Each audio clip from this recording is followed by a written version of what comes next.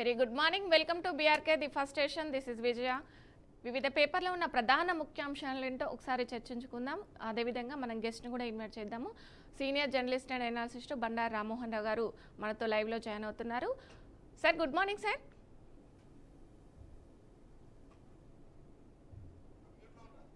మ్యూట్లో ఉన్నారు సార్, ఒకసారి అన్మ్యూట్ చేయండి. Good morning Vijaya. Good morning sir. Good morning sir. వివిధ పేపర్లో ఉన్న ముఖ్యాంశాలు ఏంటో ఒకసారి చూద్దాం సార్. యూరియా వాడకం తగ్గిస్తే బస్తాకు 800 ఇస్తామని కూడా ఒక వార్త చూస్తున్నాం సార్. ఎరువుల విభాగాన్ని ప్రక్షాళన చేయకే ప్రస్తుత సమస్య. అవసరమైతే రబీలో రైతుల ఇళ్లకే యూరియా, ఖాళీగా ఉన్న కాలనీల భూముల్లో ఎంఎస్ఎంఈలను కలెక్టర్ల సదస్సులో సీఎం చంద్రబాబు అని కూడా ఒక న్యూస్ చూస్తున్నాం. దీనికి సంబంధించి అంటే వాడకం తగ్గిస్తే బస్తాకు 800 రూపాయలకే ఇస్తామంటూ కూడా ఒక వార్త చూస్తున్నాం సార్. దీనికి సంబంధించి ఈ వార్తను అసలు ఎలా చూడొచ్చు అంటారు? విజయ, మీకు అట్లాగే బీఆర్కే న్యూస్ ప్రేక్షకులకు నమస్కారం. బస్తాకి 800 రూపాయలు అనేది వాడకం తగ్గిస్తే అంటే వాళ్ళ కోట ఉంటుంది కదా. ఉదాహరణకి ఎకరం వరి వేసారు అనుకోండి, 2 బస్తాలు యూరియా ఒకటి తీసుకెళ్తే ఇంకోటి మిగిలింది యూరియాను 800 రూపాయలు రైతులకు ఇస్తారు. ఇది యాక్చువల్గా జరిగేది. అంటే ఏంటంటే మామూలుగా 260 రూపాయలే, 266 రూపాయలు ఉంది. సుమారు 2400 రూపాయలు సబ్సిడీ ఇస్తుంది కేంద్ర ప్రభుత్వం. అంటే మొత్తం అసలు మన విదేశీ మారక ద్రవ్యం అంతా కూడా 3 మీద పోతుంది విజయ. ఒకటేమో మనకు ఇంధనం, అంటే ఇంధనం సప్లై చేసుకుంటే దానిలో లాభాలే ఉన్నాయి, నష్టాలు లేదు. ఎందుకంటే $60-70 ముడి చమురు తీసుకుంటున్నాం, 110 రూపాయలకు మనం పెట్రోల్ అమ్ముతున్నాం. ఇప్పుడు కేంద్ర ప్రభుత్వం ప్రధానంగా ఈ ఇటీవల ఒక 4-5 లక్షల కోట్ల రూపాయల ఆదాయం ఈ 4-5 ఏళ్లలో వచ్చింది. అంటే రేటు తక్కువ కాలే. $110 ఉన్నప్పుడు అదే ఉన్నది, ఇవాళ $65-70 రష్యా నుంచి అతి తక్కువలో కొనుక్కున్నప్పుడు కూడా అది. కానీ ఎక్కడ సమస్య ఏంటంటే ఎరువుల విషయంలో చాలా పెద్ద ఎత్తున మనం దిగుమతి చేసుకుంటున్నాం. ముఖ్యంగా యూరియా 2400 రూపాయలు అక్షరాల రైతుకు ఒక్క బస్తా యూరియా మీద మనం సబ్సిడీ ఇస్తున్నాం. పెద్దది కదా. కనుక నేను మొదటి నుంచి చెప్తున్నాను, చంద్రబాబు నాయుడు గారు అదే చెప్పారు, యూరియా వాడకాన్ని, రసాయనిక ఎరువుల వాడకాన్ని తగ్గించాలి, సేంద్రియ ఎరువుల వాడకాన్ని పెంచాలి. సేంద్రియ గతంలో మనం చూసాం, మన ఊళ్ళలో పేడ లేకపోతే చెరువులోని మట్టి, పాటి మట్టి అవన్నీ కొట్టుకొని మనం వ్యవసాయం చేసుకునేవాళ్ళం. అంతేందుకు వ్యవసాయంలో ముఖ్యంగా వరి పొలాల్లో అయితే మొదలు దుక్కి దున్నా గానే దానిలో మనకు ఈ పచ్చి రొట్టె ఎరువులు అవన్నీ వేసుకుని తర్వాత దాన్ని మగ్గేటట్టు చేసేవాళ్ళం. లేకుంటే పిల్లి పెసర, మినుము ఇట్లాంటి వాళ్ళకి వర్షాకాలం రాగానే వర్షంలో దున్నేసేసి మళ్ళీ దాన్ని పచ్చి రొట్టె ఎరువుగా మార్చుకునేవాళ్ళం. ఇది పాత సాంప్రదాయ వ్యవసాయం. ఇప్పుడు ఏమైందంటే అందరూ కూడా ఇన్స్టాంట్ వ్యవసాయం అయిపోయింది. ఇన్స్టాంట్ కాఫీ లాగా యూరియా వెదజల్లుతున్నారు. దానివల్ల ఏమైందంటే భూమి సారం పోతుంది, భూమిలో మొత్తం భూమి అంతా సిమెంట్ గా మారిపోతుంది. ఇట్లాంటివి గమనించే రసాయనిక ఎరువుల వాడకాన్ని తగ్గించాలని మొదటి నుంచి ప్రభుత్వం చెప్తుంది. దాన్ని చంద్రబాబు నాయుడు గారు గట్టిగా మంచి పని చేశారు. నా ఉద్దేశం ఏంటంటే ఒకవేళ ఈ ఎరువును సగం తగ్గిస్తే ఇవాళ 800 రూపాయలు రైతుకి ఇచ్చిన నష్టం లేదు. ఎందుకు నష్టం లేదంటే దాని బదులు వేరే పచ్చి రొట్టె ఎరువు ఇవన్నీ కొనుక్కొచ్చుకుంటారు. కానీ విదేశీ మారక ద్రవ్యం, విలువైన విదేశీ మారక ద్రవ్యం మనకు మిగులుతుంది. అందుకే ఒక ఎరువు బస్తాను వాడకపోతే 800 రూపాయలు ఇస్తానరే మంచిది. కానీ ఆచరణ సాధ్యం అవునా కాదా అనే సమస్య. పథకం బాగున్నది, కానీ ఆచరణ సాధ్యం అవుతుందా కాదా, అంటే ఎన్ని ఎకరాలకు ఎంత ఎరువు పడుతుంది, ఆ ఎరువులో సగమే ఇచ్చి మిగతా సగం కనుక ఇవ్వకపోతే దాన్ని బట్టి డబ్బులు ఇవ్వడానికి ఎట్లా సాధ్యం అవుతుంది? కేంద్ర ప్రభుత్వం ఇస్తుందా, రాష్ట్ర ప్రభుత్వం ఇస్తుందా? రాష్ట్ర ప్రభుత్వం ఇస్తున్నప్పుడు రాష్ట్ర ప్రభుత్వానికి బడ్జెట్ ఎట్లా? ఇవన్నీ చాలా పెద్ద సమస్యలు. కానీ ఆచరణ సాధ్యం అవుతుందా లేదా కానీ మనకు ఒక రకం పథకం చూస్తే బాగా అనిపిస్తుంది. 800 రూపాయలు రైతుకు మిగిలితే ఎరువు బస్తా వాడకుండా ఉంటారు. అన్నిటికంటే దీంతో పాటు నానో యూరియా వాడమని నేను సలహా ఇస్తున్నాను మొదటి నుంచి కూడా వేసదారునిగా. నానో యూరియా అయితే 45 కిలోల ఎరువులు వస్తాను, ట్రాన్స్పోర్టేషన్, పోర్టుల నుంచి గోడౌన్ నుంచి రైతు మళ్ళీ పొలం దగ్గర చేర్చే క్రమంలో చాలా పెద్ద ఎత్తున ఈ రవాణా అవసరం అవుతుంది. కనుక ఇవి కాకుండా ఉండాలంటే nano urea 1/2 litre urea, 500 ml urea, nano urea ఒక బస్తా 45 కిలోల బస్తాకు సమానం. కనుక దానివల్ల జల కాలుష్యం అవుతలేదు, మళ్ళీ గాలి కాలుష్యం అవుతలేదు, కింద మనకు ఎట్లా అంటే నీటి కాలుష్యంతో పాటు భూమి కాలుష్యం కూడా అవుతలేదు, భూమి కూడా సారం కోల్పోదు. కనుక ఇట్లాంటి వాడే ఆధునిక వ్యవసాయ పద్ధతులను మనం ఇవాళ సాంప్రదాయ వ్యవసాయ పద్ధతులు కలగలిపి రెండిట్లో ఏది సాధ్యము ఏది అసాధ్యము చూసి మరి చేయాల్సిన అవసరం ఉంది. ఈ పథకం బాగుంది, పైకి 800 రూపాయలు ఇస్తామనేది, కానీ ఎవరు ఇస్తారు, ఎట్లా ఇస్తారు అనేది విధి విధానాలు ఖరారు అయితే మాత్రం మంచిదే. రైట్. ఇంకొక వార్త అయితే చూద్దాం సార్. కృష్ణాలో మరిన్ని జలాల వినియోగమే లక్ష్యం, తెరపైకి కొత్త ప్రాజెక్టులు. బేసిన్లో భవిష్యత్ అవసరాలను దృష్టిలో ఉంచుకొని ఉత్తర్వులు. బ్రీజెస్ ట్రిబ్యునల్ ఎదుట వాదనలు వినిపించిన ప్రభుత్వం. ఆ దిశగా నీటిపారుదల శాఖ ముమ్మర కసరత్తు. దీనికి సంబంధించి ఇంకా కొన్ని ప్రాజెక్టులు తీసుకొచ్చేటట్టుగా కూడా ఒక న్యూస్ చూస్తున్నాం సార్. దీనికి సంబంధించి మీ విశ్లేషణ సార్. తెలంగాణ రాష్ట్ర ప్రభుత్వానికి అప్పుడు ఉన్న 10 ఏళ్ల బీఆర్ఎస్ కి ఇప్పుడున్న 2 ఏళ్ల నుంచి ఉన్న కాంగ్రెస్ ప్రభుత్వానికి అనుభవానికి వస్తే కనుక తత్వం బోధపడలే. రేపు 23వ తేదీ నుంచి ఢిల్లీలో ఈ కేంద్ర జలవనరుల శాఖ ఏదైతే ఏర్పాటు చేసిన మొత్తం ఈ బ్రిజెస్ ట్రిబ్యునల్ కి సంబంధించిన అంశంలో దానిలో భాగంగా వీళ్ళు వివరణ ఇవ్వాల్సి ఉంది. సుమారు 70% నీళ్లు కృష్ణాలో జలవాటా కావాలని ఇప్పుడు తెలంగాణ ప్రభుత్వం అంటుంది. గతంలో కేసీఆర్ చేసిన పొరపాటు ఏంది? తాత్కాలికంగా పంపిణీలో కేవలం 812 టీఎంసీలు 299 టీఎంసీ నీళ్లకు తెలంగాణకు అంగీకరించిన తాత్కాలిక ఒప్పందం కావచ్చు. అది పొరపాటు, పెద్ద పొరపాటు. కనీసం 50% నీళ్లు కావాలని అప్పుడు కొట్లాడాల్సి ఉంది. మొన్నటిదాకా 50 అన్నారు, ఇప్పుడు 70% నీళ్లు అంటున్నారు. ఇవన్నీ కూడా ఎట్లా ఉన్నాయంటే 2 రాష్ట్రాలు, మన తెలుగు రాష్ట్రాలు అన్నదమ్ములుగా పంచుకున్నారు. 2 రాష్ట్రాలు వేరే. పరివాహక ప్రాంతం దృష్ట్యా చూస్తే కృష్ణా జిల్లాలో 70% మనకు తెలంగాణకు రావాలి, 30% కృష్ణాకి వెళ్ళాలి.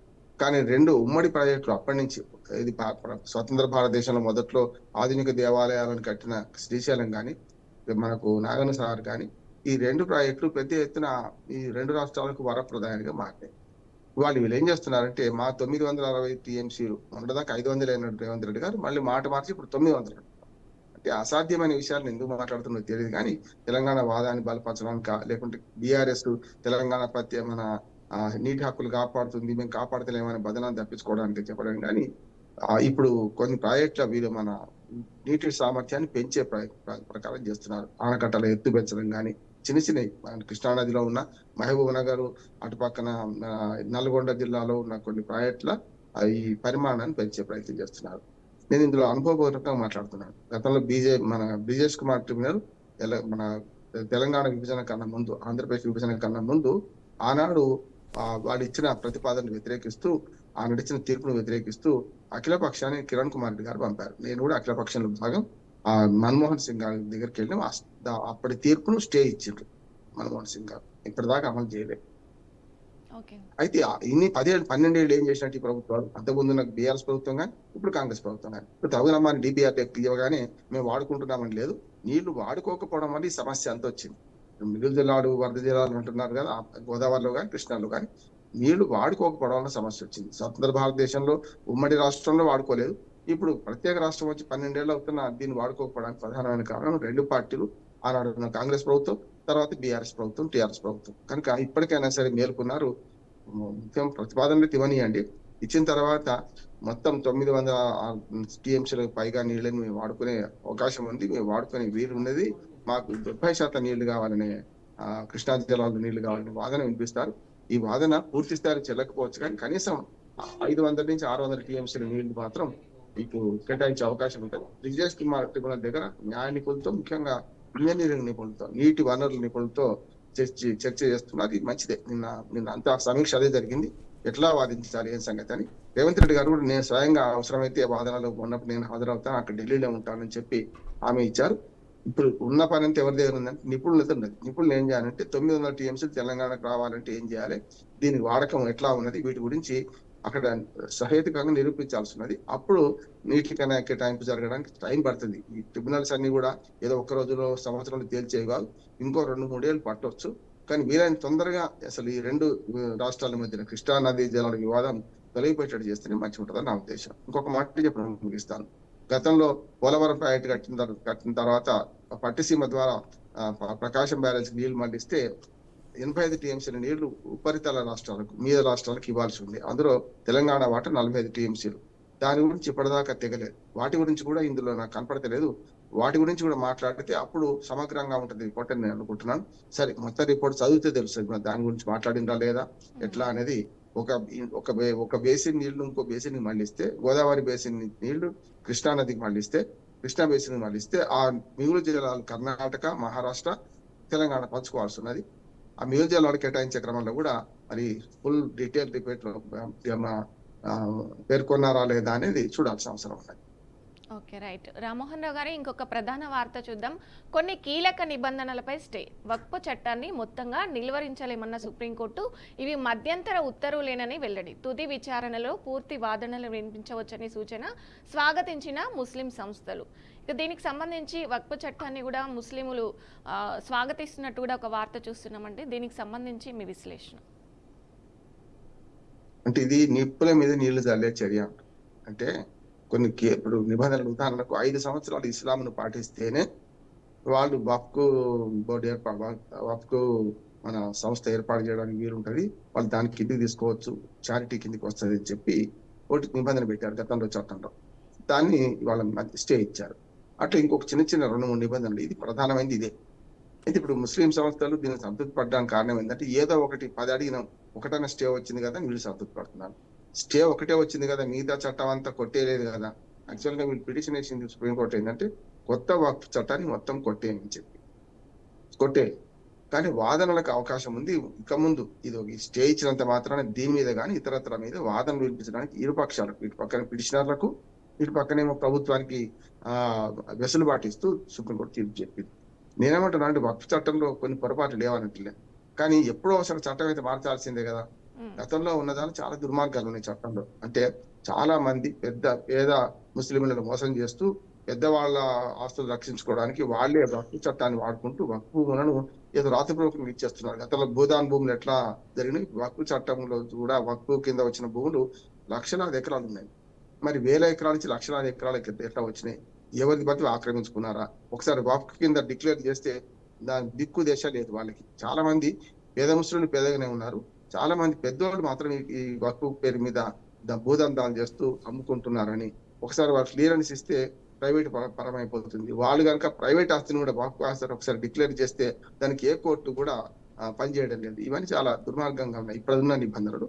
వాటిని మార్చే క్రమంలో 1-2 పొరపాట్లు తప్ప నేనైతే వక్ఫ్ చట్టాన్ని పూర్తిగా సమర్థిస్తున్నాను. అందుకని ఇప్పుడు ఏం చేశారు వాళ్ళు, 5 ఏళ్ళు ఇస్లాంను పాటిస్తేనే వాళ్ళు వక్ఫ్ మన బోర్డు దానికి తీసుకొచ్చుకోవచ్చు, చారిటీ కిందకి రావచ్చు అని అంటే అదొక్కటి రద్దు చేయలేదు, స్టే ఇచ్చింది దాని మీద. మిగతా అవన్నీ నడిపించచ్చు అనేది. ఇప్పుడు ఈ వక్ఫ్ చట్టాన్ని అర్జెంట్ గా మొత్తం స్టే ఇవ్వాల్సిన అవసరం లేదు, సుప్రీంకోర్టు పేర్కొన్నది. దీని మీద వాదోపవాదాలు జరుగుతాయి. వాళ్ళైతే తెగేది కాదు. 1 సంవత్సరం కావచ్చు, 2 ఏళ్ళు కావచ్చు, 3 ఏళ్ళు కావచ్చు. ఈ వాదోపవాదం జరిగిన తర్వాత వక్ఫ్ చట్టాన్ని మొత్తంగా రద్దు చేస్తారని నేను అనుకోవడం లేదు. ఇప్పుడు సుప్రీంకోర్టు ఇచ్చిన తీర్పు అనుసరించి చూస్తే మనకు మధ్యంతర ఉత్తర్వులే కావచ్చు, కానీ వక్ఫ్ చట్టాన్ని మొత్తంగా కొట్టేయమని పెట్టిన పిటిషన్ చెల్లనేరాని అంటున్నాను. దానిలో కొన్ని సవరణలు, ముస్లిం సమాజానికి నష్టమయ్యే సవరణలు ఏమైనా ఉంటే అవి చేయాల్సిన అవసరం ఉంది అంటున్నాను. పక్క కాంగ్రెస్ పార్టీ, ఇండి కూటమి మొత్తం వక్ఫ్ చట్టాన్ని తీసేయమని కోరుతుంది, కమ్యూనిస్ట్ పార్టీతో సహా. కానీ అదే బీజేపీ మిత్రపక్షాలేమో వక్ఫ్ చట్టం మంచిది, ఇందులో మెలకువలు ఉంటాయి, మంచి పేద ముస్లింలకు మేలు జరగడానికి చేస్తున్నాం, ఈ వక్ఫ్ ఆస్తుల మీద ఏవైతే రెంట్లు వస్తున్నాయో, ఇతర ఆదాయాలు వస్తున్నాయో, ఈ ఆదాయాలు లక్షల కోట్ల రూపాయలు ఉన్నాయి, ఇవన్నీ ఎవరు తింటున్నారు అనే మాట వస్తున్నది. పారదర్శకంగా ఈ వక్ఫ్ చట్టం రావాల్సిన అవసరం ఉన్నది. రెవెన్యూ రికార్డులో వక్ఫ్ భూములన్నీ కూడా ఎక్కాల్సిన అవసరం ఉంది. రెవెన్యూ రికార్డులో వక్ఫ్ భూములు లేవు. అంటే ఒక పెద్ద ప్రైవేట్ ప్రాపర్టీగా వక్ఫ్ భూములను చూపెడుతున్నారు. కానీ ఆ ప్రైవేట్ ప్రాపర్టీలు కూడా మరి భూముల్లో రికార్డులు రావాలి కదా, రెవెన్యూ రికార్డులు ఎందుకు రావడం లేదు? కనుక రెవెన్యూ రికార్డు లేకుండా ఉండడం వల్ల ఆ సమస్య వస్తుంది. ఇట్లా ఇంక్లూడ్ చేసే దాని మీద మాత్రం ఈ స్టే ఇవ్వలేదు. అటువంటి మంచి అంశాలను మాత్రం ఉంచాల్సిన అవసరం ఉంది అంటున్నాను. Okay, right. రామ్మోహన్ రావు గారు, ఇంకొక ప్రధాన వార్త చూద్దాము మనం. కళాశాలలు బంద్ విరమణ, సర్కార్తో చర్చలు సఫలం. వారంలో 6,600 కోట్లు, దీపావళిలోపు మరో 600 కోట్లు చెల్లించేందుకు ప్రభుత్వం అంగీకారం. ఉన్నత విద్యా సంస్థల సమైక్య ప్రతినిధుల వెల్లడి. రైట్, చూసుకున్నట్టయితే ఏపీలో చదువుకు చాలా ప్రాధాన్యత ఇస్తున్నారు సార్. ఇప్పుడు చూసుకున్నట్టయితే వాళ్ళకు ఎవరైతే చదువుకు వందనం పేరుతో పాటు వాళ్ళు పిల్లలందరికీ కూడా తల్లి అకౌంట్లో కొంత డబ్బు జమ చేస్తున్నారు. ఇటు చూసుకుంటే మన తెలంగాణ ప్రభుత్వం మాత్రం అసలు కాలేజీలకు ఫీజు రియంబర్స్మెంట్ కూడా చెల్లించకుండా డిలే చేయడం, కళాశాలలు బంద్ చేసే వరకు కూడా వచ్చింది. దీన్ని బట్టి అక్కడ ప్రాధాన్యత ఇస్తురు, ఇక్కడ ఇవ్వట్లేదు సార్. ఇక్కడ కూడా అదే ప్రాధాన్యత ఇస్తే చాలా బాగుంటుంది. దీనిపై మీరేమంటారు? అది వేరు, ఇది వేరు. తల్లికి వందన పథకం వేరు, స్కాలర్షిప్ మన ఏదైతే ఫీజు రియంబర్స్మెంట్ వేరు. దాని కట్టదు. అదేమో 15,000 రూపాయలు హై స్కూల్ పిల్లల వరకు గవర్నమెంట్ ఏం చేసింది, అంతకుముందు అమ్మ ఒడి అని ఉండే కదా, అమ్మ ఒడిని మార్చి తల్లికి వందనం అని చెప్పారు. 15,000 రూపాయలు ఒక్కరికి ఇచ్చారు గతంలో జగన్మోహన్ రెడ్డి ప్రభుత్వంలో. ఇప్పుడు ఎంతమంది పిల్లలు ఉంటే వాళ్ళకి ఇస్తున్నారు. దాని ఫీ రీఎంబర్స్మెంట్ ఒకటి కాదు, అది వేరు, ఆ పథకం వేరు, ఈ పథకం వేరు. అక్కడ చేసిందేమో అమ్మఒడిని కొనసాగించే క్రమంలో ఇద్దరున్నా ముగ్గురున్నా పిల్లలకి ఇస్తున్నారు, అది వేరు. దాని మీద చాలా విమర్శలు ప్రతి విమర్శలు అది వేరు. ఈ తెలంగాణ ఇంపార్టెన్స్ అక్కడ మొదలు ఎక్కువ, అంటే రాజశేఖర రెడ్డి గారు చదువుకి ఉన్నప్పుడు ఇంపార్టెన్స్ అక్కడ ఎక్కువ ఇస్తున్నారు కదండి, అట్లా అంటున్నాను నేను. అది వేరమ్మా, ఇది కళాశాలకి దీనికి సంబంధం లేదు అంటున్నారు. ఇక్కడ అసలు ఆ పథకమే లేదు. ఇవాళ విద్యార్థులకు ఆ పథకమే లేదు, అక్కడ ఉంది. ఆ పథకంలో మా గతంలో ఒక్కరికి, కుటుంబంలో నలుగురున్నా ఒక్కరికే ఇచ్చారు అమ్మఒడి. ఇప్పుడేమో తల్లికి వందనం అనే పేరు మీద నలుగురు ఎదిపిస్తున్నారు. కనుక ఆ పథకం మొత్తం వేరు. ఇప్పుడు దీని గురించి మనం అర్థం చేసుకోవాలంటే రాజశేఖర రెడ్డి గారు ఆనాడు 2 పథకాలు మంచి ప్రవేశపెట్టారు. ఒకటేమో ఆరోగ్యశ్రీ, రెండోదేమో ఈ మన ఫీ రీఎంబర్స్మెంట్. అంటే కళాశాల చదువులకు పేదలు బలహీన వర్గాలు దూరంగా అవ్వచ్చు అని చెప్పి కళాశాలలకు ఫీ రీఎంబర్స్మెంట్ ఇచ్చారు. అంటే ₹1,00,000 ఫీజు ఉంటే 60,000 70,000 ఫిక్స్ చేసి దాన్ని ఇచ్చేశారు. డైరెక్ట్ గా పేదలు చదువుకోవడానికి వీలుండేది. చాలా మంది నాకు రాజశేఖర రెడ్డి గారి 2 పథకాలు తర్వాత తెలంగాణ వచ్చిన తర్వాత కూడా మేము అమలు చేస్తామని చెప్పి కేసీఆర్ గారు అన్నారు. మంచి పథకం ఏ పేరు మీద అమలు చేయాల్సిందే. రాజీవ్ ఆరోగ్యశ్రీ అంటే రాజీవ్ తీసేసి ఆరోగ్యశ్రీ అమలు చేశారు. అట్లాగే ఫీ రీఎంబర్స్మెంట్ అమలు చేశారు. ఇక్కడ సమస్య ఏంటంటే గతంలో నేను కళాశాల యాజమాన్యాలతో మీటింగ్ లో అఖిలపక్షం నేను కూడా పాల్గొన్నామని. గతంలో గౌతమ్ రామ్ గారు ఉండేది. 2015లో పెద్ద ఎత్తున వీళ్ళు అప్పటి ప్రభుత్వం మీద తిరుగుబాటు చేశారు. అంటే అంతకుముందున్న 10 ఏళ్ళు కాంగ్రెస్ ప్రభుత్వం ₹3,500 కోట్ల బకాయిలు పెట్టిపోయింది. ఏది ఈ ఫీ రీఎంబర్స్మెంట్ కింద కళాశాలలకు. అంటే ప్రభుత్వమే కళాశాలలకు ఈ ఉన్నత విద్య కోసం, చదువుల కోసం డబ్బులు ఇచ్చేది, అంటే ఫీజును బట్టి. ఆ డబ్బుల్ని వాళ్ళు బకాయిలు పెట్టారని చెప్పి గతంలో ఉద్యమం జరిగింది. కళాశాలలు గతంలో కూడా బంద్ చేస్తామన్నారు. అప్పుడు విడతల వారికి ఇస్తున్నారు. అంటే వీళ్ళేమంటున్నారు, మీరే ₹4,000 కోట్ల దాకా మీరు బకాయిలు పెట్టిపోయారు, ఇప్పుడు మేమేం చేయాలి అంటున్నారు. సేమ్ అప్పుల్లాగా. కళాశాల యజమాని ఏమంటున్నారంటే ప్రభుత్వాలు శాశ్వతం కదా, అంతకుముందు మరి మీరు బకాయి పెట్టింది మరి బీఆర్ఎస్ తీర్చింది కదా, టీఆర్ఎస్ ప్రభుత్వం వచ్చిన తీర్చింది కదా. ప్రభుత్వాలు శాశ్వతం అయినప్పుడు మీ బకాయిలు కూడా మీ శాశ్వతం కదా. వరుసలు అప్పుడు తండ్రి చనిపోతే కొడుకు అప్పులు ఎట్లా వస్తాయో, తండ్రి వారసత్వం తర్వాత అన్నదమ్ములు పెద్ద ఆయన చనిపోతే చిన్న ఆయనకి ఎట్లా వస్తుందో మరి రావాల్సిందే కదా అని ఈ కళాశాల యజమాని అలా అంటున్నాయి. ఇప్పుడు ఏమైందంటే ఇప్పుడు ఈ మొత్తంలో ఇప్పటికీ ₹6,000 కోట్ల దాకా బకాయిలు వచ్చినవి వీళ్ళు అంటున్నారు. ఇప్పుడు 600 అంటే తాత్కాలిక ఉపశమనం కల్పించారు. లేకపోతే నిన్న నుంచి కళాశాలలు బంద్ చేశారు, ఇవాళ నుంచి కళాశాలలు తెలుసుకుంటున్నాయి. ఫీజు రీఎంబర్స్మెంట్ లో చాలా యాజమాన్యాలు ఇప్పుడు మనకు ఆరోగ్యశ్రీ కూడా బంద్ అవుద్దట. ఆరోగ్యశ్రీ పరిస్థితి కూడా అట్లా ఉంది తెలంగాణలో. మనకు ఆంధ్రలో బంద్ చేశారు. ఇప్పటికే ఆంధ్రలో ఏమన్నారంటే ఆరోగ్యశ్రీ డబ్బులు కూడా ఆసుపత్రులకు వస్తలేవు అని చెప్పి దాని మీద బంద్ చేశారు. ఇక్కడ తెలంగాణలో రేపటి నుంచి బంద్ చేస్తా అంటున్నారు. ఈ ఫీ రీఎంబర్స్మెంట్ కి వచ్చే కల్లా ₹600 కోట్ల ఈ వారంలో రిలీజ్ చేస్తామన్నారు. ఇంకొక ₹600 కోట్ల అంటే అందులో కేవలం 1/5 మాత్రమే ఈ ₹1,200 కోట్ల కలిస్తే యజమాన్యాలు కూడా ఏమని అంటే మేము చదువు చెప్తున్నాం, కళాశాల నడపాలా లేదా, అది మనకు లెక్చరర్లకు వాళ్ళకు జీతాలు ఇవ్వాలా లేదా, మెయింటెనెన్స్ ఉంటది కదా, ఇవన్నీ ఎక్కడి నుంచి తీసుకురావాలి, ₹1,000 కోట్ల బకాయిలు ఉంటాయని చెప్పి యజమాన్యాల వాదన కూడా సరైందే. ఈ పథకం ప్రవేశపెట్టినప్పటి నుంచి ఇదే కొనసాగుతుంది. అంటే ఎప్పటికి కూడా కళాశాల యాజమాన్యాలకు ₹100 కోట్లు ₹1,000 కోట్ల బకాయిలు ఉంటుంది గవర్నమెంట్. ఒకసారి తీర్చాలంటే ఏదో ఒక సెటిల్మెంట్ చేసేసి తీర్చేస్తే బాగుండేది, ఎప్పటికప్పుడు ఫ్రెష్ గా ఉండేది. ఇప్పుడు ఏమైందంటే 4 ఏళ్ల నుంచి 5 ఏళ్ల నుంచి బకాయిలు కొనసాగుతున్నాయి. మరి వాళ్ళు నడపాలి కదా కళాశాలలు కూడా. అందుకని మిక్కుటానికి వచ్చి మేము కళాశాలను బంద్ చేస్తాం అన్న తర్వాతనే ఇవాళ ప్రభుత్వం దిగి వచ్చింది. ₹600 కోట్ల ఇప్పుడు, ఇంకొక ₹600 కోట్ల దీపావళి తర్వాత. అంటే సరిగ్గా 4 రోజులు ఉంది దీపావళి, ఇంకా నెల మీద 4 రోజులు ఉంది. అప్పటి వరకు నువ్వు పూర్తి చేస్తారనుకుంటున్నాను. మిగతా బకాయిల సంగతి విడతల వారు తీసుకుంటాం అనుకుంటున్నారు. ఒకేసారి తెగేదాకా లాగొద్దని చెప్పి బట్టి విక్రమార్క గారు వీళ్ళందరి కమిటీ కూర్చున్నది. నిన్న కళాశాలల యజమాన్యాలకు ప్రభుత్వానికి ఒప్పందం ఉంది, మంచిది అంటున్నారు. విద్యార్థులకు భవిష్యత్తు దృష్ట్యా చూసుకుంటే విద్యార్థులు చదువు ఆగిపోకుండా ఇది మంచి పని అని. Okay, right. ఇంకొక ప్రధాన వార్త చూద్దాం రామ్మోహన్ రావు గారు. కోటి కార్డులు రికార్డు స్థాయికి చేరిన తెల్ల రేషన్ కార్డులు. కాంగ్రెస్ సర్కారు ఏర్పడే నాటికి 89,95,282. అలాగే కొత్త కార్డుల పంపిణీతో 1,01,22,324కి చేరిన సంఖ్య. కొత్త రేషన్ కార్డుల లబ్ధిదారులకు దసరా కానుకగా సన్న బియ్యం అని కూడా ఒక వార్త చూస్తున్నాం సార్. దీనికి సంబంధించి మీ విశ్లేషణ, అంటే రేషన్ కార్డులు ఈ మధ్యకాలంలో ఎక్కువగా ఇస్తున్నట్టు చూస్తున్నాం, అదేవిధంగా తెల్ల రేషన్ కార్డులు ఎక్కువగా ఇస్తున్నట్టు కూడా ఒక వార్త అయితే చూస్తున్నాం. దీనికి సంబంధించి మీ విశ్లేషణ ఏంటి? ఇప్పుడు ఉన్నాయి తెల్ల రేషన్ కార్డు మాత్రమే, ఈ మిగతా పింక్ అవన్నీ లేవు. నాకు ఏ కార్డు లేదు. కానీ చాలా మందికి ఏంటంటే ఇప్పుడు 2 రాష్ట్రాలలో జనాభా కంటే కుటుంబాల కంటే కార్డులు ఎక్కువ ఉన్నాయి. అంటే మన అందరం ఆ కార్డుల విషయానికి వచ్చినట్టు, మీరు నేను అందరం వచ్చినట్టు. ఉదాహరణకు 5.5 కోట్ల జనాభానేమో ఆంధ్రప్రదేశ్లో సుమారు 4 కోట్ల జనాభా అంటే 3.5 కోట్ల జనాభా అప్పుడు కూడా 2021 కనుక ఇంకో 50 లక్షలు పెరిగిన 4 కోట్ల జనాభా తెలంగాణ అంటే సుమారు 9.5 కోట్ల జనాభా 10 కోట్లు దాటదు.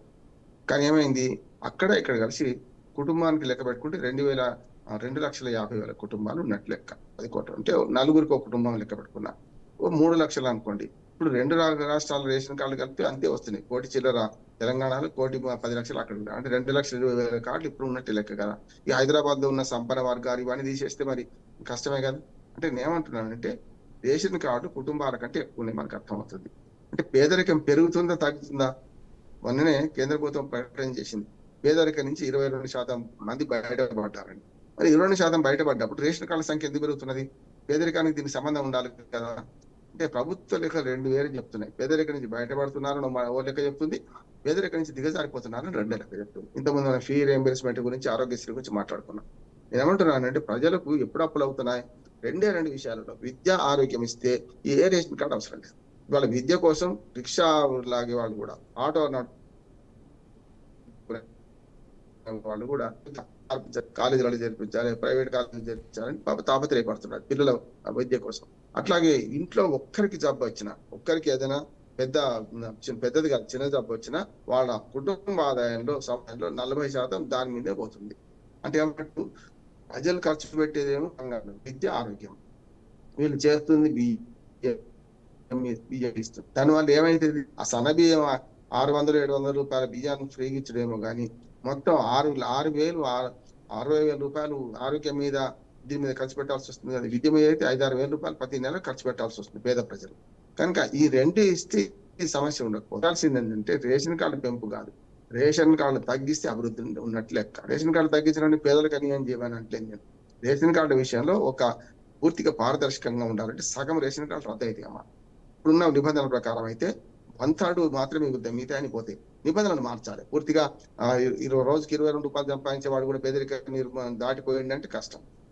కనుక నిబంధనలను మార్చితే కూడా 50-60% కార్డులు మాత్రమే జెన్యున్ కార్డులు. మిగతా అవన్నీ కూడా చాలా మంది ప్రభుత్వ ఉద్యోగం లేదు కానీ చాలా మందికి భూస్వాములకు ఉన్నాయి. 20 ఎకరాలకు ఉన్న భూస్వామి కూడా మీకు ఈ రేషన్ కార్డు ఉంది. బియ్యం రైతుకు కూడా రేషన్ కార్డు ఉన్నది ఉండొచ్చు. 2-3 ఎకరాలు ఉన్న వాడికి ఇవ్వచ్చు, నష్టం లేదు. కనుక ఈ మొత్తం హేతుబద్ధత చేస్తే రేషన్ కార్డులలో 30-40% అక్రమంగా అనర్హులకు ఉన్నాయి. అర్హులు ఇంకా బయట ఉన్నారు. సమస్య అదే కదా. ఇప్పుడు మనకు వార్తలు జరిగేది అదే కదా. చాలా మంది అనర్హులు ఉన్నారు, అర్హులు ఉన్నారు, వాళ్ళకు రేషన్ కార్డు అందలేదు. కరెక్ట్. నేనేమంటే 30-40% కార్డు పోతాయి, మరొక 10% కార్డు కొత్తగా వస్తాయి. అంటే ఏంది? ఫిక్స్డ్ గా 70% కార్డులకు మాత్రమే ఉంటది. తెల్ల రేషన్ కార్డు మీద ఇచ్చేది ఉన్నది. గతంలో జనతా వస్త్రాలు, రకరకాల నూనెలు, ఉప్పులు, పప్పులు అన్ని ఇచ్చేది. ఇప్పుడు ఏమి లేదు, కేవలం బియ్యం మాత్రమే. కనుక అసలు రేషన్ కార్డు సిస్టమ్ నే ఒక మార్పు రావాలని నేను కోరుకుంటున్నాను. అంటే ఈ రేషన్ కార్డు ఇట్లా ఉన్న రోజులు ఇట్లాగే ఉంటది. ఈ పంపిణీ చేసే బదులు రేషన్ కార్డును పూర్తిగా సేతుబద్ధీకరణ చేసి డైరెక్ట్ గా నగదు పంపిణీ చేయాలంటున్నాను.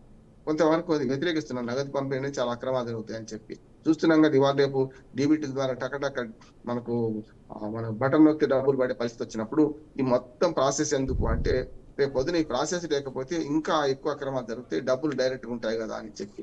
అందుకనే గ్రామ సభలు నిర్వహించి అర్హులు ఎవరు అనర్హులు ఎవరు తెచ్చి 100-60-70% కంటే ఎక్కువ కార్డులు ఉండవు కనుక చేయాలి. కానీ ప్రభుత్వాలు చేయవు. ఎందుకంటే ఓటు బ్యాంక్ రాజకీయాలలో కార్డు తీసేస్తే వచ్చే నష్టం బాగా తెలుసు వీళ్ళకి. కార్డు ఇస్తే లాభం వస్తుంది కొత్త కార్డు ఇస్తే, కానీ ఒక్క కార్డు తీసేసినా బదనాం అయిపోయి ప్రభుత్వ మన ఓటు పడాలి. కనుక వీళ్ళు చేసే క్రమం లేదు.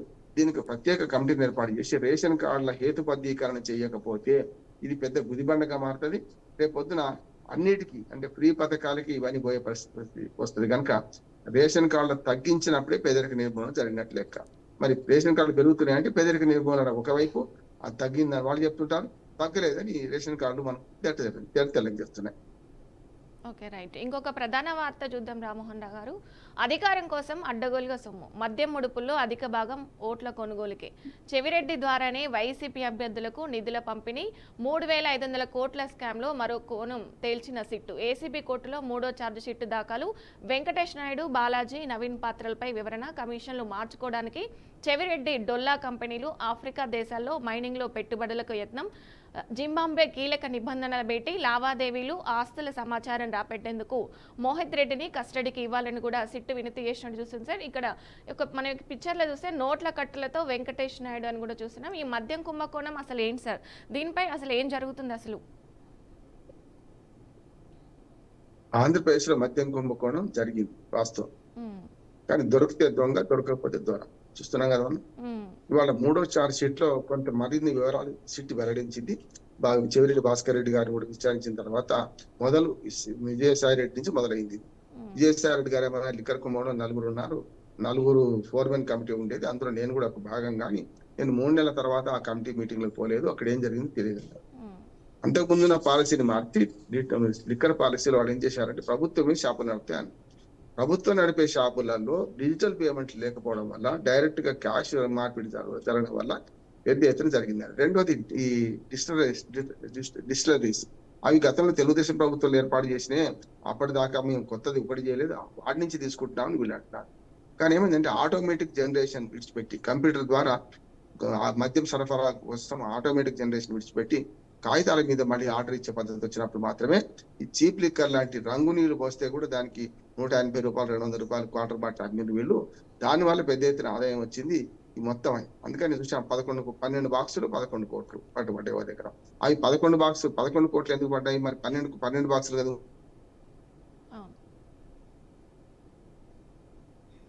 చూసినాం మనం. అంటే లిక్కర్ కుంభకోణం జరిగింది. దీనిలో నేను సిట్టు డబ్బులని విజయ్ గారు, డబ్బులు చాలా మారుతున్నాయి కదా, మరి డబ్బులు హవాలా మారినప్పుడు, లేకుంటే డిజిటల్ పేమెంట్ కాకుండా డబ్బులే నగదు లావాదేవీలు పెరిగినప్పుడు ఎవరు రావాలి? ఈడీ రావాలి. ఇప్పటికి ఈడీ ఎందుకు రావడం లేదు ఈ కేసులో? చాలా చిన్న కేసులో ఈడీ వచ్చేసి అరెస్ట్ చేస్తున్నది, లేకుండా అది చేస్తుంది కదా. మరి సిట్టు విచారణ పక్కన పెట్టి ఈడీ వస్తే ఈ మొత్తం ఏది హవాలా లావాదేవీలకు, డబ్బుల మార్పిడికి ఒక పరిష్కారం దొరుకుతుందని నేను అనుకుంటున్నాను. మరి కూటమి ప్రభుత్వమే కదా, అక్కడ డబుల్ ఇంజన్ సర్కారే కనుక అక్కడ కూటమి ప్రభుత్వంలో, కేంద్ర ప్రభుత్వంలో మంత్రులు చేరాలని తెలుగుదేశం మన జనసేన వాళ్ళు, ఇటుపక్క కిందికి వచ్చే కల్లా మరి రాష్ట్ర ప్రభుత్వంలో కూడా బీజేపీ మంత్రులు ఉన్నారు, జనసేన మంత్రులు ఉన్నారు.